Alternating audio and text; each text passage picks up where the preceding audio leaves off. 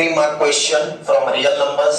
3 sets of English, Hindi and Maths book have to be stacked in such a way that all books are stored topic wise and height of each stack is same.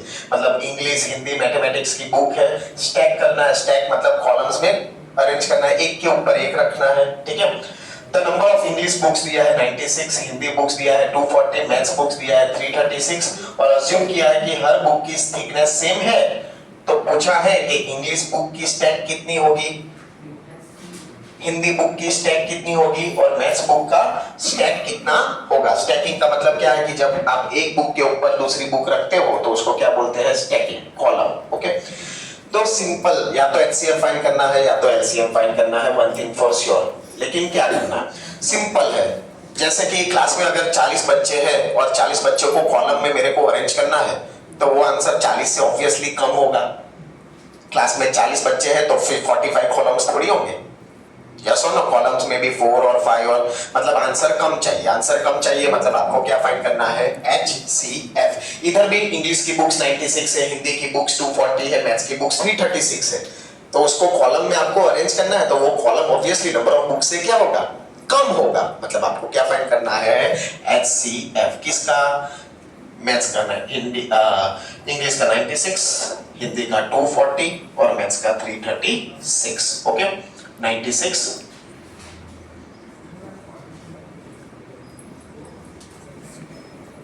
96 के factor क्या निकले, 2⁵5, 3⁵1, 240,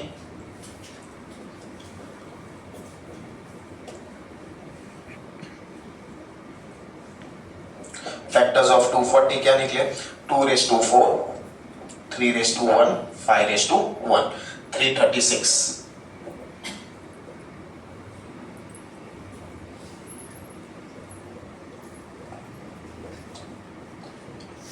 What are the factors of 336? 1, 2, 3, 4, 2⁴4, 3⁵1, 7⁵1।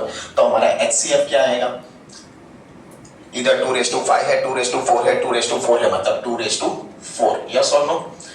3⁵1, 3⁵1, 3⁵1, so 3⁵1. What is 2⁴4? 16, 16 into 3, 48. 48 का मतलब क्या है कि एक stacks में कितने बुक्स आएंगे, 48 बुक्स आएंगे। अब हमको फाइंड करना है कि इंग्लिश का स्टैक कितना होगा, हिंदी का कितना होगा, मैथमेटिक्स का कितना होगा। तो पहले इंग्लिश की बात करते हैं। तो हमारा आंसर क्या आया कि एक स्टेप में टोटल कितनी बुक्स आएगी, मतलब एक कॉलम में टोटल कितनी बुक्स आएगी, 48 बुक्स। और हिंदी की टोटल कितनी बुक्स है, तो इंग्लिश बुक के लिए कितने कॉलम लगेंगे, कितने स्टेप लगेंगे, 2। उसी तरह आपको हिंदी और मैथ्स का फाइंड करके आपको कमेंट में आंसर देना है।